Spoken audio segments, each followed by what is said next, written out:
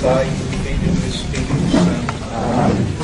Vinde, Espírito Santo. Enche os corações dos vossos fiéis e acendei neles o fogo do vosso amor. Enviai, Senhor, o vosso Espírito, que vos será criado. E renovareis a face da terra. Ó Maria concebida sem pecado, Rogai por nós que recorremos a em vós. nome do Pai, do Filho e do Espírito Santo. Então vamos para mais um encontro de Jesus. O encontro com Jairo e a hemorroísta. Um Deus próximo nas situações extremas. Eu volto a insistir o quanto Jesus encontra a gente, encontra as pessoas em situações de conflito, de tristeza, de angústia, de pobreza, seja material e espiritual. Encontra o Zaqueu com tanto dinheiro, mas sem paz. Encontra o Levi, não deu tempo a gente meditar hoje pela manhã sobre isso, mas veja, Levi era um ladrão, Levi era um publicano, um homem rico, mas uma espécie quase de agiota, um homem que cobrava taxa para os romanos, um judeu vendido, certamente um judeu materialista, capaz de trair seu próprio povo. Jesus não tem dúvida, passa por aquele homem, olha aquele homem sentado na estrada da vida e diz: segue-me. Parece até que Jesus não sabe escolher. Isso não é brincadeira. Não é brincadeira. Por que escolheu a mim? Por que escolheu a você? Qual é o título, a medalha de honra ao mérito que você merece, que você tem para ter sido chamado por Jesus? É uma coisa para a gente pensar. Não brinquem com isso. Vocês, às vezes a gente esquece de ter uma visão sobrenatural da nossa vocação. Às vezes a gente diz assim: não, desde pequeno eu quero ser padre. Ou então, a partir de um determinado momento da vida eu comecei a querer ser padre. E nem suspeita que por trás dessa frase tão inocente, eu quero, eu quis, tem uma outra coisa muito mais profunda, anterior. Não fostes vós que me escolhestes, eu vos atraí.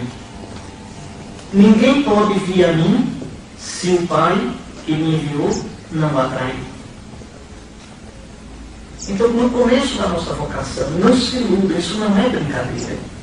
No começo da nossa vocação, houve um misterioso chamado de Deus, uma escolha.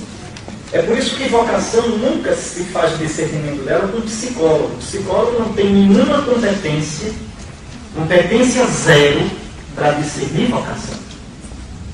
Quem ajuda a discernir vocação é o orientador espiritual. Vocação não é questão de aptidão. Vocação é uma questão sobrenatural, de chamado de Deus. E chama quem Ele quer. Chamou, me diga, pelo amor de Deus, que currículo vitae Mateus tinha para ser chamado. Era a pessoa menos adequada, que menos mérito tinha, que menos probabilidade tinha de dizer sim. E esse moço, Jesus passa e diz: segue. Primeiro, Deus me perdoe a ousadia, a loucura de Jesus, porque ele não explica, segue. O outro, mais sem juízo ainda, se levanta e segue. Veja, é impressionante. Deixa o telônio com o dinheiro, deixa tudo, segue-me e segue Jesus.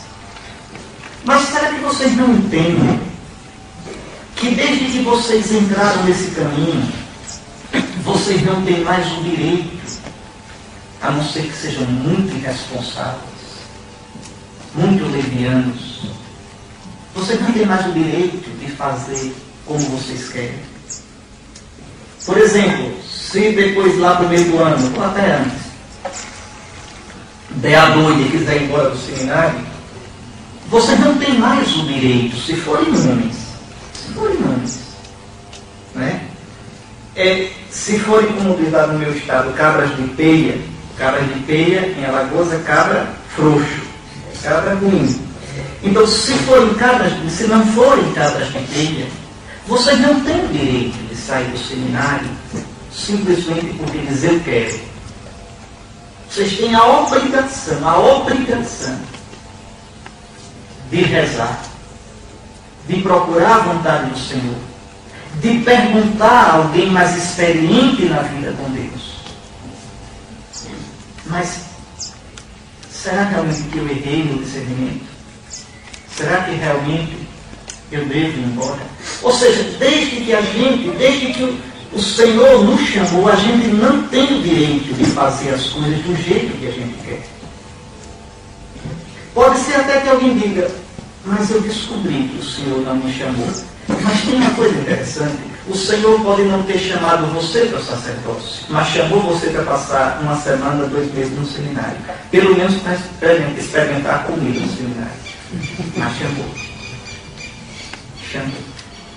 Pode não ter chamado, repito, para a vocação sacerdotal. Mas chamou para fazer essa experiência. Alguma coisa ele queria mostrar. Mas o que eu quero que vocês entendam é isso, porque isso me assusta muito na geração atual. Às vezes a tentação de querer fazer a sua história sozinho. Como se vocação fosse uma questão minha, de escolha minha, de decisão minha. Conversa fiada, não é. Não é. A vocação parte de um chamado do Senhor. Então, e Jesus encontra, veja, as pessoas na situação, voltando ao que eu comecei, pessoas em situações difíceis, em situações limite, em situações impróprias. Como é bonito isso. O Senhor entra na nossa vida. Entra. Nosso Senhor, Deus não tem medo da vida dos homens. Deus não tem medo da confusão do mundo. Deus não se assusta. Vocês às vezes podem olhar para o mundo e dizer, meu Deus, esse mundo está sem rumo. Esse mundo está perdido. Está não. Este mundo está nas mãos de Deus. Esse mundo está salvo. A gente pode ver os problemas todinhos do mundo, os desafios. Mas saiba, o cristão vive de esperança. Esperança não é pensamento positivo. Esperança não é otimismo. Esperança é a certeza da fidelidade de Deus. Da fidelidade de Deus ao seu desígnio salvador. Da fidelidade de Deus ao seu amor que não nos deixa à toa. Este mundo, Senhor, está salvo. Este mundo é amado por Deus. Deus amou tanto o mundo que enviou o seu Filho. E é neste mundo que nós somos chamados a ser testemunhas desse interesse, dessa proximidade de Jesus em relação à humanidade. Então, vamos lá. De novo, Jesus atravessando de barco para o outro lado, uma numerosa multidão cercou. E ele se deteve à beira-mar. Está chegando em Cafarnaum, novamente. Jesus, né, a base da pregação dele era ali as margens do mar da Galileia. Ia a Jerusalém somente nas férias, mas ele pregava na Galileia. Aproximou-se um dos chefes da sinagoga, cujo nome era Jairo. Lá vem um homem importante, um judeu importante, era o chefe da sinagoga. E vendo-o, caiu a seus pés. Imagina assim, né? Isso aí era a delícia da multidão, ver novidade. O que é que vai ter? Né? O que é que vai aparecer agora? O que é que Jairo quer com Jesus? Rogou insistentemente, dizendo: minha filhinha está morrendo. Vem e impõe sobre ela as mãos para que ela seja salva e viva. Jesus não diz nada. Ele o acompanhou e numerosa multidão seguia, apertando de todos os lados. Claro, vai ter show. Todo mundo quer ver gente, né? Você vai perder essa? Vocês tentem entrar no clima, que o Evangelho quer mostrar. multidão de curiosos. Ora, certa mulher que havia 12 anos tinha um fluxo de sangue, e que muito sofrera nas mãos de vários médicos, tendo gasto tudo o que possuía sem nenhum resultado, mas cada vez piorando mais, tinha ouvido falar de Jesus. Aproximou-se dele por detrás, no meio da multidão, e tocou-lhe a roupa.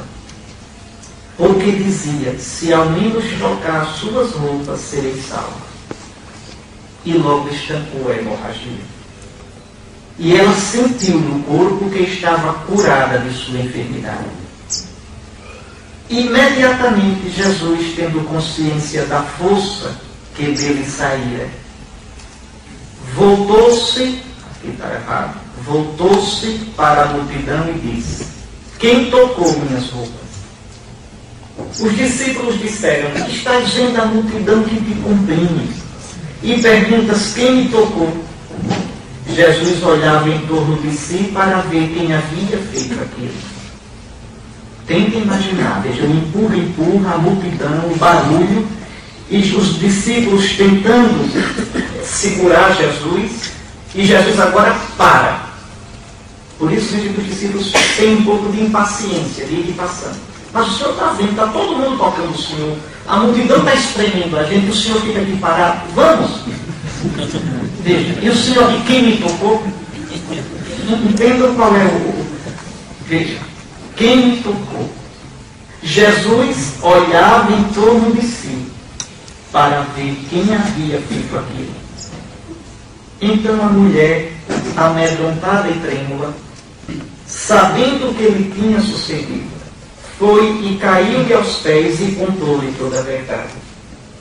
E ele disse a ela: minha filha, a tua fé te salvou. Vai em paz e estejas curada desse teu mal. Ainda falava quando chegaram alguns da casa do chefe da sinagoga, dizendo: tua filha morreu. Por que perturbas ainda o mestre? Jesus, porém, tendo ouvido a palavra que acabava de ser pronunciada, disse ao chefe da sinagoga: não temas, crê somente. E não permitiu que ninguém o acompanhasse, exceto Pedro, Tiago e João, irmão de Tiago. Chegaram à casa do chefe da sinagoga e ele viu um alvoroço, muita gente chorando e clamando em voz alta. Entrando, disse: por que este alvoroço e este pranto? A criança não morreu, está dormindo. E caçoavam dele. Ele, porém, ordenou que saíssem todos, exceto o pai e a mãe da criança, e os que o acompanhavam. E com eles entrou onde estava a criança. Tomando a mão da criança, disse-lhe: Talita cum, o que significa: menina, eu te digo, levanta-te. No mesmo instante, a menina se levantou e andava, pois já tinha 12 anos, e ficaram extremamente espantados. Recomendou-lhes então expressamente que ninguém viesse a saber o que tinham visto, e mandou que dessem de comer à menina. Muito bem. Se vocês olharem direitinho, esse texto tem uma grande força emotiva, dramática. Esse encontro com Jesus de duas pessoas em situação, como eu já disse, extremas. Vejam bem, primeiro Jairo é um homem respeitado entre os judeus, um dos chefes da sinagoga local. Vem a Jesus em silêncio, pesaroso. Sua atitude é de humildade e de esperança. Prostra-se aos pés do Senhor para fazer-lhe um pedido. Novamente, a atitude que nosso Senhor espera da gente. Olha. Não exige, não duvida.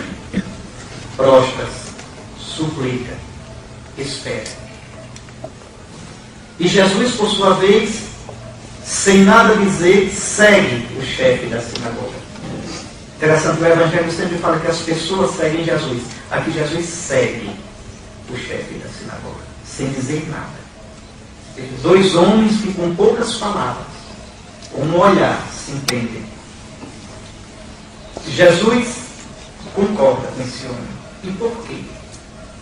pela humildade dele, pela situação extrema. Uma coisa que é linda no Evangelho, pode olhar, Jesus nunca brinca com as pessoas, nunca usa as pessoas, nunca brinca com os sentimentos das pessoas. Jesus é a própria imagem do coração do Pai. E o Pai é Deus de compaixão. Ou seja, é o Deus que padece como? Que entra no padecimento do outro. Que sente com quem está sofrendo. É tão bonito quando a gente vê Jesus chorando diante de Marta e Maria que choram pelo irmão. Veja, um Deus que se compadece. Deus nunca nos olha de cima de modo frio. Não. Deus olha a gente de dentro, porque Ele está no nosso coração.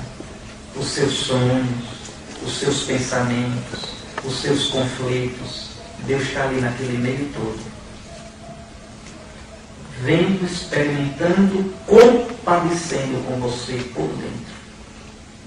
Por isso o Santo Padre Bento XVI diz tão claro: quem crê nunca está sozinho. Nem na vida, nem na morte. Nunca está sozinho. Tem sempre a certeza da presença do Senhor. Repito, Ele não me vê de cima para baixo. Ele não me vê de fora para dentro. Não. Ele é mais íntimo de mim, como dizia Santo Agostinho, do que eu mesmo. Então Deus de compaixão, de infinito respeito por mim. E lá vai Jesus, lá vai Jairo na frente, lá vai o povo para ver o espetáculo. Então, no meio do caminho, acontece algo inesperado. O encontro com essa mulher que tem uma hemorragia constante. Veja. Sofria há 12 anos, é a mesma idade da filha de Jairo. 12 anos, Jairo cuidando da filha com carinho. 12 anos essa mulher gastando tudo o que tinha com os médicos. Aqui tem uma coisa interessante. Vocês vejam, às vezes o padre tem na vida de falar mal do outro. A gente tem que ter mais ética profissional. Reparem que São Marcos diz que a mulher gastou tudo o que tinha com os médicos. Leiam essa passagem em São Lucas. Como ele é médico, não diz isso. Lucas não diz que a mulher gastou tudo com os médicos. Veja o que é consciência de classe. Está vendo? Tem mais essa consciência às vezes do que a gente. Então, aprenda. Bom, vamos para frente. Então, o tempo que Jairo dedicou a sua filhinha, nutrindo o amor paterno, amor agora acometido pela dor do coração com a situação extrema da menina, é o mesmo tempo que a mulher tinha transcorrido na dor da vergonha por uma doença que trazia consigo um estigma. Aqui prestem bem atenção, essa questão do estigma, até sociologicamente falando. Estigma é uma coisa que me diminui diante de mim, uma coisa que me fere, uma coisa que me deixa em má situação diante dos outros, como que inferiorizado, como que discriminado, e da qual eu não posso me livrar. Eu posso trabalhar isso. Eu posso aprender como montar esse cavalo, como surfar essa onda, como dar a volta por cima, convivendo com ele. Convivendo. Isso é o estigma. Pode ser meu temperamento, naquilo que eu não posso mesmo mudar. Pode ser um defeito físico. Pode ser uma ferida moral. É um estigma. Um estigma. Aqui, Jesus encontra uma mulher com um estigma. O mal que ela tem era vergonhoso. Vergonhoso. A lei de Moisés é clara. Essa mulher é impura. Eu já expliquei a vocês a pureza ritual. Veja, ela perde sangue o tempo todo. Ela perde vida. Vou ler só um pedacinho, depois vocês leram todinho. Eu coloquei aqui no Levítico, capítulo 15. Quando a mulher tiver um fluxo de sangue, que seja fluxo de sangue no seu corpo, permanecerá durante 7 dias na impureza das suas regras. Isso depois que a regra terminar. Terminava o período menstrual, ela ainda ficava 7 dias impura. Veja, quem a tocar ficará impuro até a tarde. Não sei se vocês viram aqui na campanha, na campanha eleitoral, Marta Suplicy, que era candidata não sei a quê, e foi cumprimentar um rabino. Não sei se vocês viram isso. Ela foi cumprimentar e o rabino não deu a mão a ela, colocou a mão para trás e cumprimentou assim, ela ficou virada com o rabino. Chamou o rabino de mal educado. Mas ela que é ignorante. O rabino fez isso porque se o rabino fosse dar a mão a ela, tinha que perguntar a ela: a senhora está nas regras? Então, ele não toca para não ficar impuro. É a lei de Moisés. Certo? Então veja, toda a cama sobre a qual se deitar com seu fluxo ficará impura. Todo móvel sobre o qual se assentar ficará impuro. E vai por aí afora. Veja. Então essa mulher, veja só o final aqui. Quando estiver curada do seu fluxo, aqui no versículo 28, contará 7 dias depois de curada, e então estará pura. Advertireis os filhos de Israel a respeito de suas impurezas, para que não morram por causa delas, contaminando a minha habitação, onde se encontra no meio deles. Ou seja, pela lei de Moisés, essa mulher não podia entrar na sinagoga, não podia entrar no templo. Quem ela tocasse ficava impuro. As coisas que ela tocasse ficavam impuras. Veja, essa mulher, coitada, imagina o sofrimento moral dessa mulher. Lembre do leproso. Lembre dessa mulher. São situações desesperadoras. Veja, esta mulher sem nome levava secretamente o seu fardo. Era uma vergonha e um sofrimento que a fazia certamente se sentir abandonada pelo Senhor, inferior, indigna diante dos outros. O que é lindo é isso. Nosso Senhor encontra a gente na miséria da gente. E eu lhes digo, meus filhos, já disse uma vez nesse retiro, vou dizer novamente: se houver uma miséria humana que o Senhor não possa descer até ela e tocá-la, o Senhor não é o Salvador de todos e de tudo. O Senhor é o Salvador universal, não só porque é o Salvador de todos, mas porque é o Salvador de tudo. Aquela cruz não é brincadeira. Se ele desceu ao mais baixo, e aqui queria muito explicar porque aqui Cristo desceu ao mais baixo, mais baixo do que todos, e ele subiu levando todos. Basta que a gente se abra para ele. Basta que a gente não tenha medo de expor nossa ferida. Basta isso. Então veja essa mulher. Imagine a dor dela, a humilhação, a sua situação de morte interior. Já havia esgotado todas as possibilidades e todas as esperanças de cura. São Marcos afirma que ela tinha gastado tudo com os médicos e só fazia piorar. Portanto, todas as possibilidades humanas tinham se esgotado. Ela, no entanto, vê em Jesus sua última chance, sua derradeira esperança, e com vergonha vai tocá-lo por detrás e no meio da multidão de modo secreto e anônimo. Veja, por que é que ela vai por trás tocar Jesus? Porque ela não vai chegar para dizer a Jesus. Uma história dessa a mulher vai dizer? Veja, tentem entender a situação. Jesus está passando. A chance dela é aquela. Há uma multidão. Ela não pode dizer: Senhor, vem aqui que eu quero lhe contar um segredo. Não. Veja, ela tem que chegar a Jesus, porque é pior. Ela não pode tocar ninguém. E vai tocando em todo mundo, certamente, para chegar até Jesus. Veja, né? Como as freiras quando vão para a audiência com o Papa. Dá licença, Papa. As freiras andam por lugar, todo mundo chega lá na frente. Assim mesmo, mulher. Deu licença. Mas, deixando as pessoas na rua. As pessoas não sabem que ela tem aquele problema. É o estigma. Ela leva só para ela. E ela pensa, se eu tocar nele, eu ficarei curado. Ela quer roubar um milagre de Jesus. Quer roubar. Ele não vai ficar sabendo. Eu saio curado. Não precisa ninguém saber. Coitadinha. Vamos lá. Então veja. Mas, não é? E é interessante. É interessante porque ela, não sei se ela imaginou o risco que ela está correndo.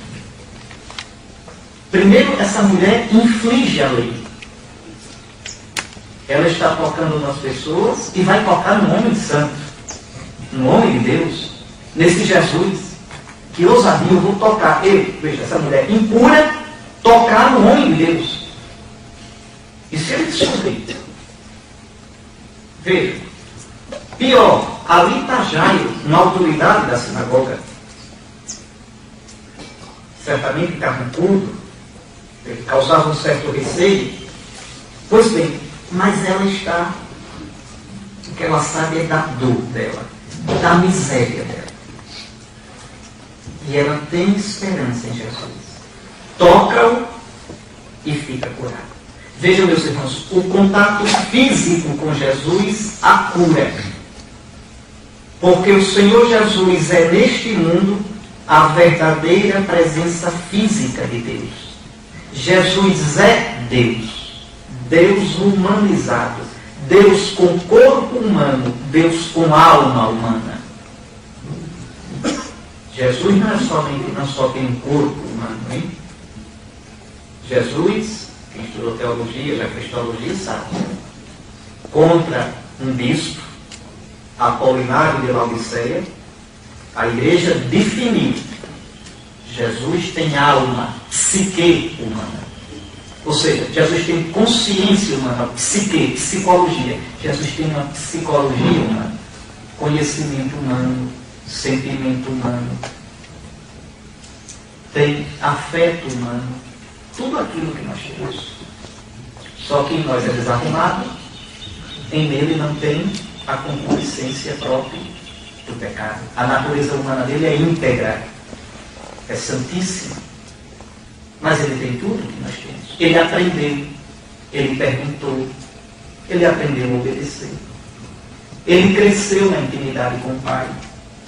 Tinha mais intimidade no final da vida do que no começo. Eita, será que eu não estou dizendo heresia?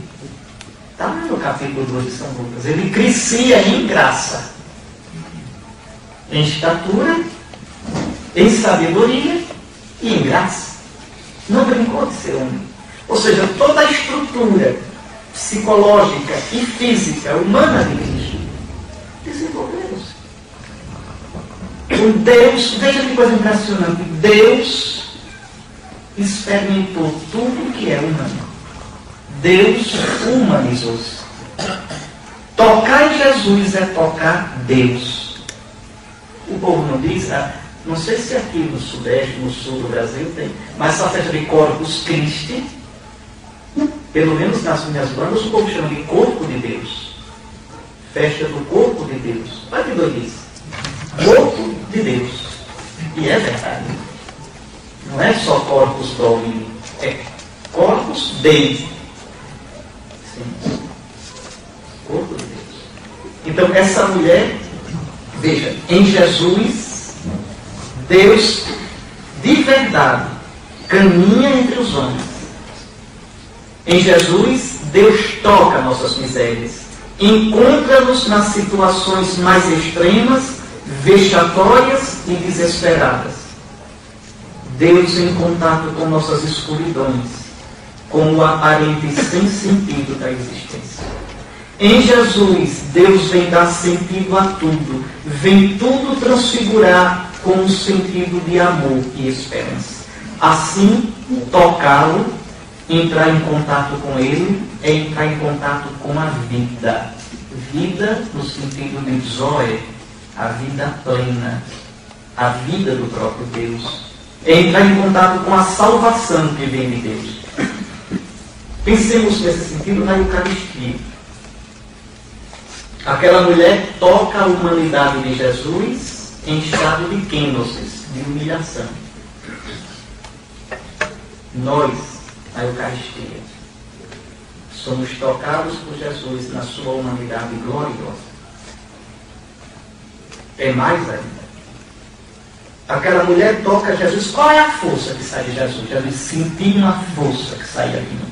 Será que é a energia da mãe de Nádia, esses esotéricos? Essa força que sai dele é o Espírito Santo. Lembre do que o quarto evangelho diz. Eu vi o Espírito descer e permanecer nele. Entenda. A força que a humanidade de Cristo tem para nos salvar não é simplesmente porque é a humanidade do Filho de Deus. Se vocês olharem os teólogos nossos mais clássicos, eles vão dizer isso. Por que é que a humanidade de Cristo é salvífica? Porque é a humanidade do Filho de Deus. A pessoa, o eu daquela humanidade, é a segunda pessoa da Trindade. Esta resposta não é errada, mas é totalmente insuficiente. A humanidade de Cristo é salvífica porque é a humanidade do Filho de Deus plena, cheia de Espírito Santo. A humanidade de Cristo foi criada, a humanidade, na potência do Espírito, no seio da Virgem. E foi ungida no batismo de João para o exercício público do ministério. A nossa salvação não é só cristológica, crística, é cristopneumatológica. Tudo que Jesus faz é na potência do Espírito Santo. Lembrem que depois do batismo no Jordão, o Evangelho diz que o Espírito o impeliu para o deserto para ser tentado. Depois ele, cheio do Espírito Santo, foi para a Galileia. E entrando em Nazaré, disse: o Espírito do Senhor repousa sobre mim, porque o Senhor me ungiu para levar o ano apostólico, para proclamar o ano da graça do Senhor. A salvação nossa é cristopneumatológica. Jesus é o Messias, é o ungido com o Espírito Santo. A força na qual Jesus opera os milagres é o Espírito Santo. Que não precisa Jesus fazer aqueles gestos do filme do Zé Firelli, Jesus de Nazaré. Jesus vai expulsar um demônio na sinagoga de Cafarnaum e fica. Não precisa disso não. Entende? Não precisa disso. É o querer dele. O querer humano do Filho de Deus. E a sua humanidade cheia de Espírito Santo, na potência do Espírito de Deus, ele realiza. Aquela imagem tão bonita de Santo Irineu. Desculpe os que ainda não fizeram teologia estar dizendo essas coisas, mas vamos ouvir depois. Né? Veja, o Pai age com as suas duas mãos, o Filho e o Espírito. Tudo isso que Jesus faz antes da sua ressurreição é só um gostinho. É só para ele mostrar o que ele vai fazer depois. Agora é ressuscitado.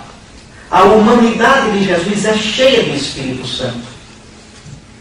Aqui só uma pausazinha e volta para aqui. Hoje eu termino a palestra toda. Mas quem ressuscitou Jesus? O Pai. Quem ressuscita Jesus é o Pai. Tá certo? Vocês vão dizer, mas Dom Henrique, Jesus ressuscitou. Jesus disse, eu mesmo dou minha vida, eu tenho o poder de dá-la e tenho o poder de retomá-la. Mas esqueci de citar o resto. Este foi o preceito que eu recebi do meu Pai. Quando a gente diz Jesus ressuscitou, isso quer dizer Jesus deixou-se ressuscitar. A ressurreição é um ato trinitário. Quem ressuscita, a este Jesus que vós crucificastes, diz São Paulo na sinagoga de Antioquia da Psídia, da primeira viagem apostólica dele. A este Jesus que vós crucificastes, Deus o ressuscitou. E como é que o Pai ressuscita o Filho? Derramando sobre ele a plenitude do Espírito. E o Filho se deixa ressuscitar. O Filho em tudo segue o Pai, por amor. Ou seja, a humanidade de Jesus agora, o corpo humano de Jesus e a alma humana de Jesus são tão impregnados do Espírito Santo que São Paulo diz quase uma heresia. Só não é heresia porque é São Paulo quem diz. São Paulo diz, o Senhor é Espírito. Esse Kyrios é Cristo. Cristo ressuscitado é todo Espírito. É fonte do Espírito. É fonte. Deixa eu só dizer aqui uma coisa para vocês pensarem um pouquinho. Me dê mais 5 minutos aqui. Eu volto já para aqui. Fazer uma pergunta provocante para vocês. Deus, o Pai, poderia realizar um ato maior do que ressuscitar Jesus? Veja o verbo que eu usei. Poderia? Eu vou dizer a resposta. Não. O Pai não poderia realizar um ato maior do que ressuscitar nosso Senhor Jesus Cristo. E por quê? O que é que significa isso? Existe um texto na carta de São Paulo aos Colossenses que é a chave para a gente compreender sem compreender, mas tem que pelo menos brechar esse mistério. E é lindo. São Paulo diz, falando de Jesus ressuscitado, nele, em Jesus ressuscitado, habita corporalmente a plenitude da divindade. No homem Jesus, no homem ressuscitado, habita a plenitude da divindade. Meus filhos, a plenitude da divindade é o Espírito Santo. É o Espírito quem diviniza. É o Espírito que o que toca, transfigura. O que São Paulo está dizendo, veja, é uma coisa que não vai caber na matemática, na cabeça da gente, viu? Nem tenta imaginar. É só para intuir com o coração. O que São Paulo está dizendo, o que São Paulo permite que a gente compreenda, é que na ressurreição aconteceu uma coisa que a gente nunca vai entender nesse mundo. O Pai derramou sobre a humanidade de Jesus. A humanidade de Jesus é como a nossa, é finita, é limitada. Foi criada, passou 9 meses no ventre de Maria, cresceu. Vejam, a humanidade, o corpo humano de Jesus, a alma humana de Jesus são limitados como nós. Prestem bem atenção. O Pai, ao ressuscitar Jesus, o Pai derramou sobre o Filho Jesus morto todo a plenitude, todo o Espírito Santo. O Espírito que é Deus, que é infinito, agora está todinho na humanidade de Jesus. Como é que o infinito cabe no finito? Pois bem, é como se o Espírito Santo, é como se explodisse a humanidade de Jesus. A humanidade de Jesus, que é naturalmente finita, ela é agora o templo do Espírito. Aí vocês vão entender agora algumas coisas interessantes. A criação toda um dia estará dentro da humanidade de Jesus. O céu é a humanidade de Jesus. A igreja do céu é a humanidade glorificada de Jesus. a gente já na terra participa do corpo, da humanidade de Jesus. Aqui ainda debaixo do véu do mistério, mas lá um dia plenamente. Fora de Jesus não há Espírito Santo para ser dado. Tanto que depois da ressurreição, o Espírito de Deus agora só pode ser Espírito de Jesus. Todo Espírito Santo que sustenta o universo, no qual tudo existe, é o Espírito de Jesus, morto e ressuscitado. A humanidade bendita de Jesus é nosso céu, é nossa morada, é nosso regaço, é o paraíso. Veja, a gente não pode mais imaginar Jesus ressuscitado. É grande demais. É grande. Por isso São Paulo diz, né, que um dia ele vai submeter a si todas as coisas. Tudo. Pega a carta de São Paulo aos Efésios, aos Colossenses. Veja, o universo todo um dia estará no corpo de Cristo. E Cristo apresentará o Pai. Para que Deus o Pai seja tudo em todos. Deus o Pai ser tudo em todos é o reino consumado. Por que eu estou dizendo isso? Se esta hemorroíce, tocando no corpo de Jesus, no estado de humilhação, como ele viveu entre nós, obtém a cura, imagine a gente comungando com o corpo glorioso do Senhor. Sim, porque aquele corpo que está no altar é exatamente o Cristo como está no céu, imolado e glorioso, só que debaixo do véu do sacramento. Para isso, veja, o que Nosso Senhor, os milagres que Ele fez em vida, nesta vida, eram apenas um sinal do que Ele ia nos dar. E o que é que Ele nos dá? Ele nos dá a sua humanidade glorificada como nossa salvação. Nos sacramentos, eu entro em contato com a humanidade gloriosa do Senhor. Nos sacramentos, Jesus me dá a sua vida divina, o seu Espírito Santo. É por isso que a liturgia e os sacramentos são o centro da vida da igreja. São o ápice da vida cristã. Não são a festinha nossa, o piquenique nosso, mas são a ação salvífica do próprio Cristo.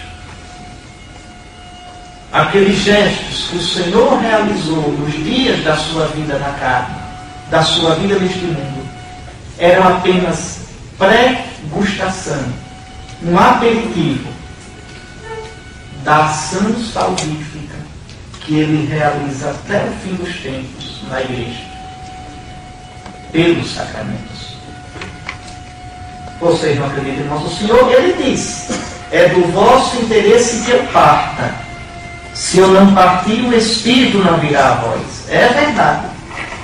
É do vosso interesse que eu, na minha humanidade humilhada, me esvazie até a cruz.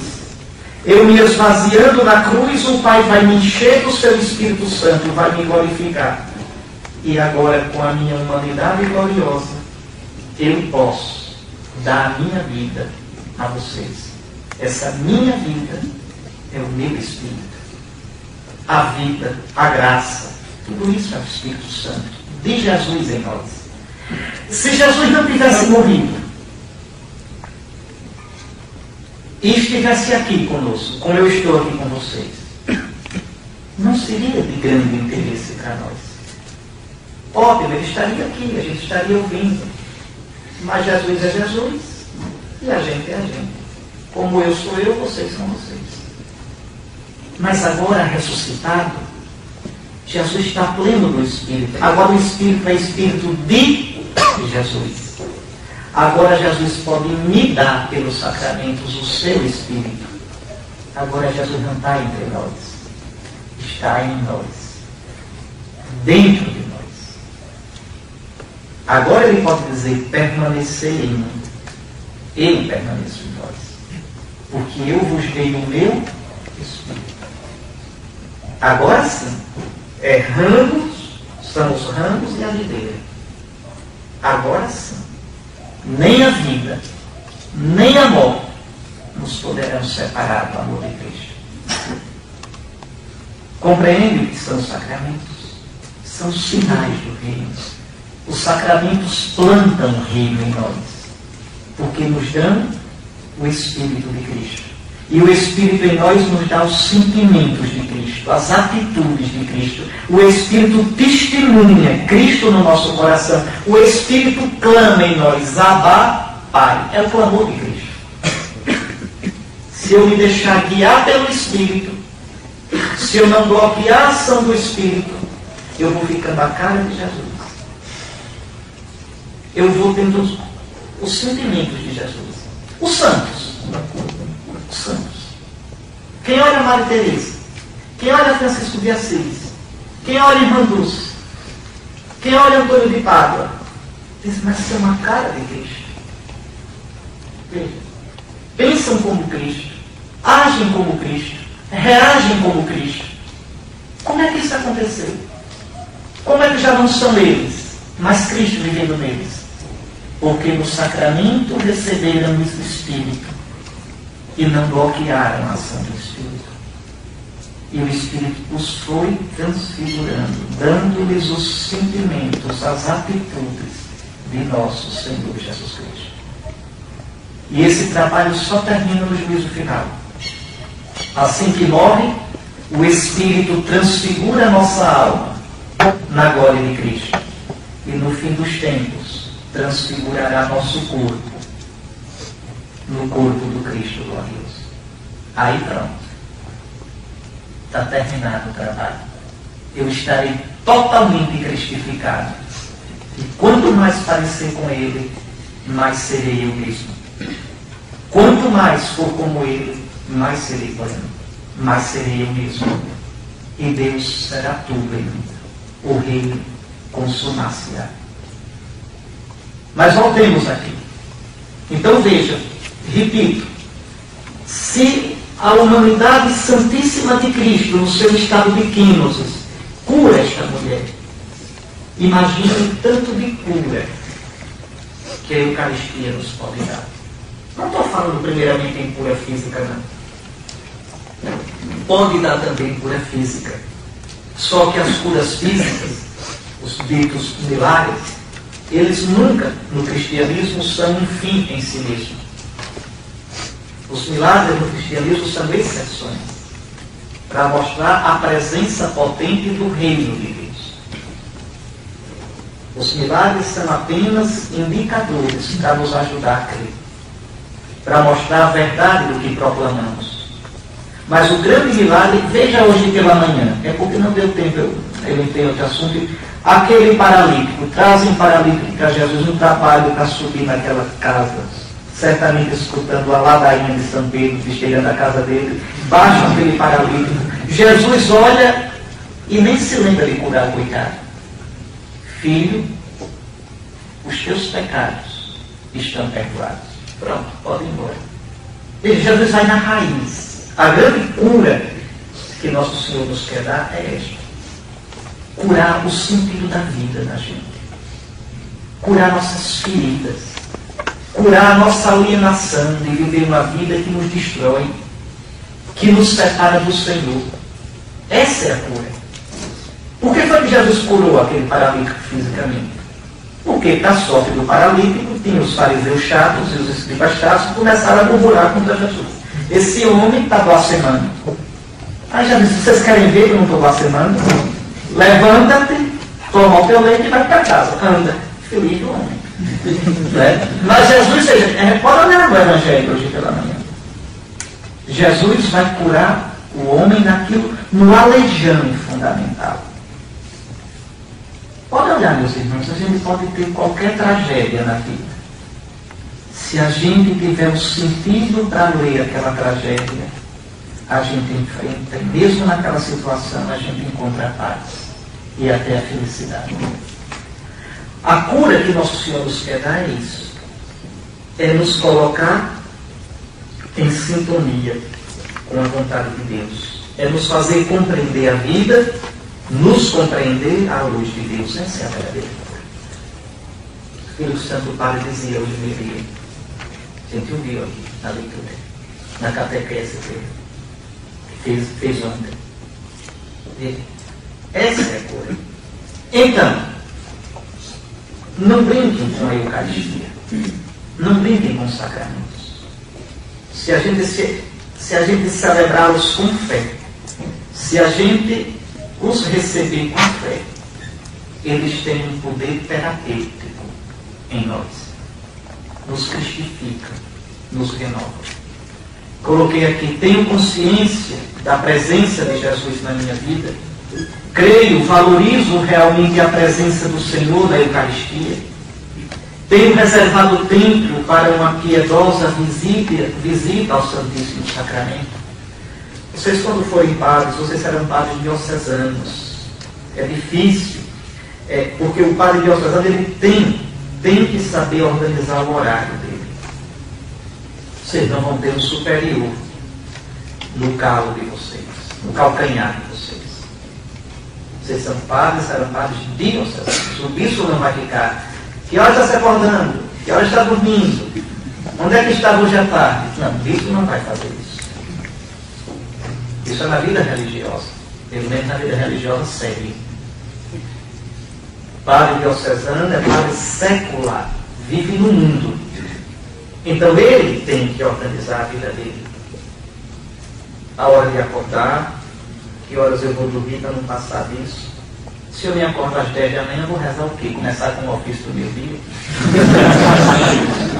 Veja, já começo disposto. Então tem o meu programa. E no meu programa, nunca deixar de ter 10 minutos que seja uma visita ao Santíssimo Sacramento. É uma das coisas mais bonitas da vida de um padre. Às vezes eu mesmo me pego, às vezes eu fico sorrindo com isso. O bispo tem a capela particular em casa. Às vezes eu adoro o Santíssimo e digo, mas meu Deus, que doidice isso. Eu consagro este pano. Falando humanamente. E depois eu adoro o que eu fiz. Não, é que não fui eu quem fez. É que não fui eu quem fez. É a ação do Senhor. É maior do que eu. Não depende de mim. Não está na minha mão para eu fazer como eu quero. Eu consagro. E depois não tenho nenhum poder sobre aquilo. É de Deus. É da igreja. Eu não posso fazer como eu quero. Não. Então, como é bonito isso, você adorar as espécies sagradas que você consagrou. Veja. Que você, sem poder nenhum, produziu. Sem mim, nada podeis fazer. Nada. Antes de padre, seminarista, brincando, pode pegar a morte e isto é o meu corpo, isto é o meu sangue. Continua pão e vinho. O que foi que aconteceu aqui depois? Vocês vão ver, quem tiver a graça de olhar na primeira missa. Primeira missa que você celebra com o bispo, mas a primeira missa sozinho. Aí você se sente o máximo. Diz, agora sou eu quem vai consagrar, agora não tem outro padre, sou eu. Vocês vão ver, a gente é assim, mas é isso mesmo. E vocês vão ver. Vocês não vão fazer nada. Não tem segredo nenhum. Não tem mágica nenhuma. E, no entanto, tudo é diferente. Porque não são mais vocês. É Cristo. Mudou tudo. Então, é muito importante isso. Vocês já como seminaristas terem esse costume de diariamente, 10 minutos que seja, passar na capela e adorar o Senhor na Eucaristia. Não precisa muita conversa. Não precisa dizer muita coisa. Simplesmente olhar. Simplesmente dizer, te adoro, te amo, eu creio em ti. Simplesmente isso. Aprenda, a humanidade de Jesus é salvífica. Então, Tenho reservado tempo para uma visita piedosa ao Santíssimo Sacramento. Preparo-me bem para a Santa Missa. Como vai minha participação na celebração eucarística? Tem dias que se celebram cansados, abusados da vida. Tem dias que eu também celebro cansado e abusado da vida. Tem dias que celebro cansado e abusado da vida. E, no entanto, celebro com o mesmo zelo, como se tivesse descansado e morrendo de vontade de celebrar. Aprendam isso. Aprendam. Saiam de vocês. O centro não são vocês, é Cristo. Não é todo dia que o padre celebra com fervor. Eu tenho 20 anos de padre, completei o ano passado. Com a graça de Deus, eu nunca passei um dia, tirando a Sexta-feira Santa e o Sábado Santo, sem celebrar. Esses 20 anos. Quantas vezes celebrei cansado? Quantas vezes celebrei abusado? No entanto, exteriormente, com a graça de Deus, sempre sereno, sempre fazendo o que tinha de fazer. É o Senhor que está aqui. Quer eu sinta, quer não. Quer eu esteja atento, quer eu esteja distraído. Quer eu esteja fervorado, quer esteja com o coração seco. É o Senhor. Do mesmo modo, a gente deve participar da missa. Às vezes está ali de corpo presente. Tá bom, você só consegue estar com o corpo, que o corpo esteja em pé na hora de ficar em pé, de joelhos na hora de ficar de joelhos, a cabeça baixa. Se é tudo que eu posso dar ao Senhor agora é um corpo presente, mas que o corpo esteja presente, não como quem está na casa da sogra, não de qualquer jeito.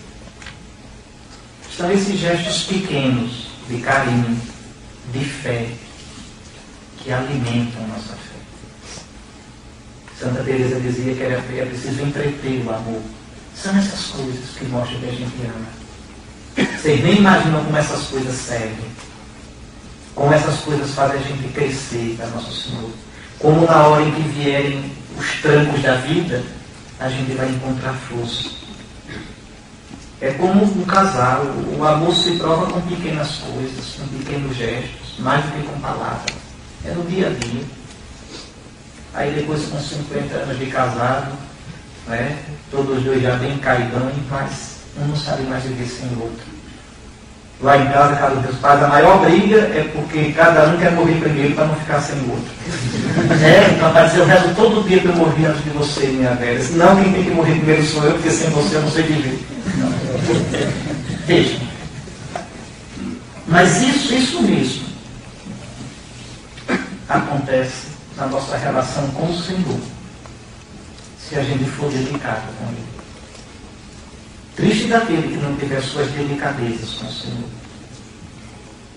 Bom, vamos terminar essa história. A hemorroíce é curada, mas aí Jesus para.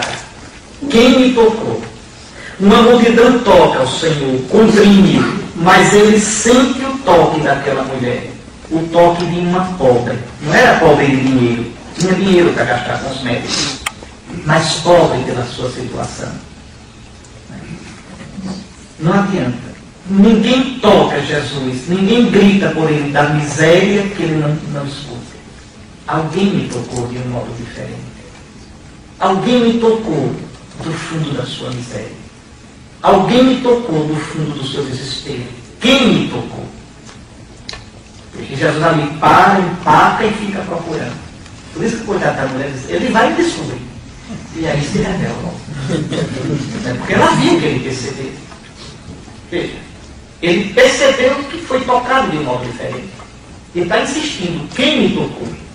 Então a mulher tem que... Mas por que Jesus faz isso? É que Jesus não veio fazer mágica. Jesus não veio ao mundo para fazer curas. As curas fazem parte do anúncio do reino. Ele veio para anunciar o reino e instaurá-lo com a sua Páscoa, não para fazer cura. A cura é instrumento. A cura, o milagre, é uma pregação em gesto. é uma profecia em gesto. Então, é um desvirtuamento, um determinado cristianismo hoje, da cura pela cura. Show de cura. Isso não é cristianismo, isso não é evangelho. Isso é uma deturpação do sentido do evangelho.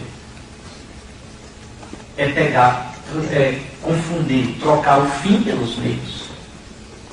Pois bem, escutem só. Jesus vem para encontrar pessoas. Jesus deseja olhar aquela mulher nos olhos. Jesus deseja dizer-lhe que o Senhor nunca a havia abandonado, que o Senhor conhecia a sua dor. E, gente, aquela mulher há 12 anos estava vivendo uma vida que era um inferno, se sentindo esquecida de Deus, sozinha. Vocês acham que Jesus ia deixá-la ir embora sem olhar para ela? Sem dizer, minha filha, Deus nunca te abandonou. Na tua dor, na tua solidão, na tua tristeza. Deus, o Deus de Israel, que viu o clamor de Israel do Egito, teu Deus te via. Teu Deus estava contigo. Nosso Senhor não faz milagre no atacado. Não, nosso Senhor não faz show da fé, show de milagres. O diabo queria que ele fizesse. O diabo. Jesus não se presta para isso. Veja, o que nosso Senhor quer, mais do que a cura física, é conceder, é dar o amor a essa mulher. O que nosso Senhor quer, veja, mais do que dizer eu te curo, é dizer eu te conheço, eu estou contigo, eu te amo mesmo na dor. Em Jesus aparece claro o que diz o Salmo: do meu exílio registrastes cada passo, em vosso odre recolhestes cada lágrima, e anotastes tudo isso em vosso livro. Agora que vi os olhos de Jesus, agora que o escutou dizer, minha filha, ela pode realmente ser curada interiormente de sua ferida de 12 anos. Agora ela pode ir em paz. A paz verdadeira somente pode ser dada por Jesus. Não é uma mágica, não se encontra num roubo, numa cura impessoal. Ora, ser curado de modo impessoal é só resolver um problema. Não é encontrar o sentido da vida. O sentido da vida eu encontro no amor. Quando meus olhos tocam com os olhos de Deus, que me ama, que me acolhe, que me diz que tu és precioso para mim. Isso sim me cura. Isso sim me dá gosto de viver. A verdadeira cura nasce do encontro amoroso, físico com o Senhor. Nasce quando escutamos dizer, meu filho, minha filha, vai em paz, fica curado.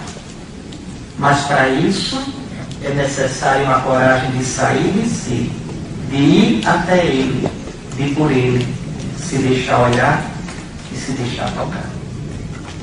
Bom, mal a mulher fica curada e já eu vi que alguma coisa aconteceu. Agora, olha aqui o detalhe. Veja, a mulher se apresenta. Jesus não diz, ô minha gente, olha aqui essa mulher. Ela estava com um fluxo de sangue e eu a curei.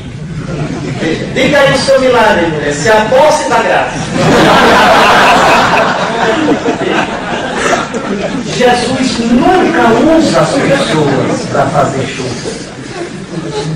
Jesus não manipula as pessoas. Nunca, nunca. Veja, aqui está aquela multidão, Jesus nem dá bola para a multidão. Aqui só está Jesus e a mulher. Minha filha, vai e fica curada deste teu mal. E quem quiser que fosse besta perguntar qual é o mal, ele diria, não é da sua fonte. Veja, o respeito.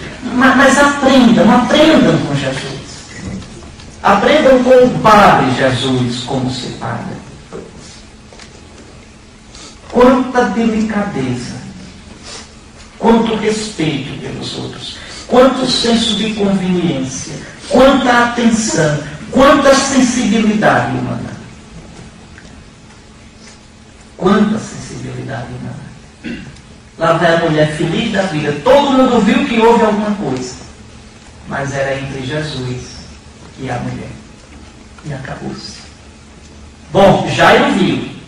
Mal termina aquilo, chega os da casa de Jairo. Pode deixar o mestre ir embora, sua filha morreu. Sabe o que Jesus diz a Jairo? Não temas, somente crê. Tá certo, Jairo viu que alguma coisa ali houve. Agora, a filha morreu, aí não tem mais jeito. Não temas, crê somente. É interessante, né? Vocês vejam, Nosso Senhor dá uma ajuda à fé de Jairo curando aquela mulher. Mas Jairo tem que acreditar e dar o salto da fé. Deus sempre vai colocar vocês para caminharem mais adiante. Deus nunca canoniza o presente de vocês. Deus nunca vai dizer a vocês: muito bem, você está numa beleza, merece uma medalha, continue assim, nota 10, conversa. Deus vai sempre dizer: é mais adiante, eu te espero mais na frente, caminha mais um pouquinho ainda. É como a gente quando está ensinando criança a andar: venha, venha, venha, indo para trás, agora o menino, venha, venha.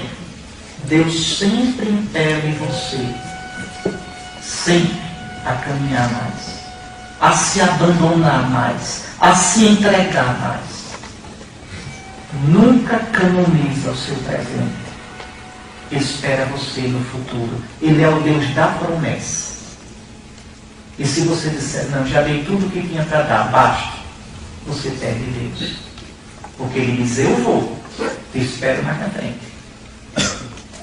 Veja, desistir de caminhar é perder o que já se conquistou.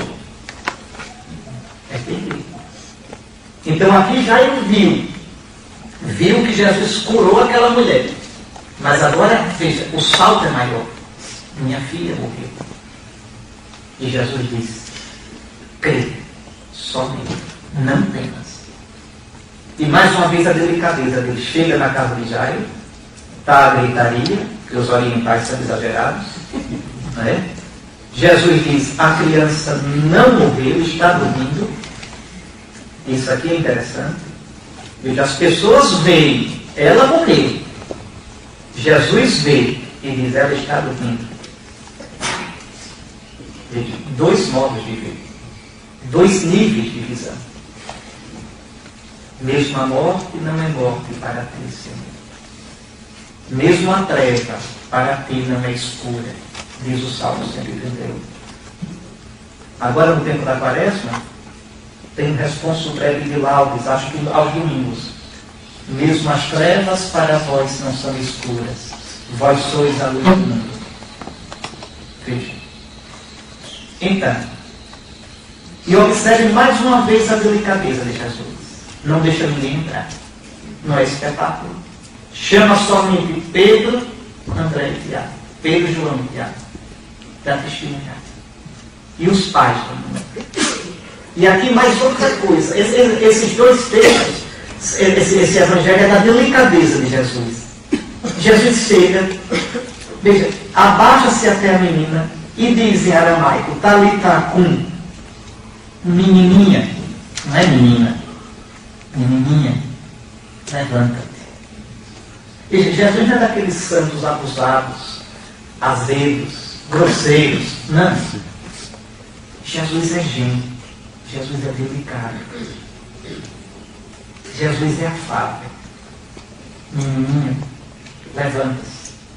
E olha a delicadeza dele, repare o cuidado dele. Quando a menina se levanta, ele a entrega aos pais e recomenda que lhe dê de comer. Ele imagina: a bichinha deve estar se acabando de fome. Veja, mas entendam aqui como aparece esse homem tão normal, tão sensível, tão equilibrado, capaz de se encantar com os lírios dos campos, com as aves do céu, de acariciar uma criança. Veja, que coisa mais linda. E aqui, meus irmãos, que coisa interessante. A mulher toca Jesus, a criança é tocada por Jesus. Então, sempre a humanidade salvífica de Jesus. Essa humanidade, eu repito, está presente para nós nos sacramentos. Jesus continua tocando você. Jesus ungiu você no batismo na Cristo. Jesus cura você na confissão. Jesus alimenta você na Eucaristia. O Senhor continua presente, mas agora de um modo, eu repito, todos esses milagres eram apenas prenúncio, preparação para isso que nós estamos vivendo agora. Agora, porque agora é a humanidade dele divinizada na ressurreição. Eu amanhã me lembro, que eu esqueci de continuar o raciocínio, porque a ressurreição é o ato maior de Deus. Eu comecei, mas ainda tenho uma coisa para amarrar depois. Amanhã. Então, veja, lembrem disso. Lembrem disso. Deixem-se tocar por nosso Senhor. Deixem-se tocar por Deus. E peça muito a nosso Senhor a graça de ter os sentimentos dele. Primeiro, deixem-se tocar para serem curados por Ele, para serem renovados por Ele, para serem ressuscitados por Ele. Mas peça muita graça de ter os sentimentos dele, para depois, quando forem padres, serem presença dele no meio do mundo. Que o pessoal nunca dizer, mas que padre grosseiro é esse? Que padre cavalo? Que padre mal educado? Que padre ignorante? Que contra-testemunho? Que contra-testemunho? A gente tem que ser outro Cristo, não é só na liturgia. O alter Christus é na existência toda. Uma existência sacerdotal é uma existência cristificada. Olha a promessa de Deus. Eu vos darei pastores segundo o meu coração. Agora, coitado de Deus, que promete isso e escolhe a gente. Nós somos o cumprimento da promessa de Deus. Então, por favor, sejam pastores segundo o coração sacerdotal de Jesus. O nosso auxílio está no nome do Senhor.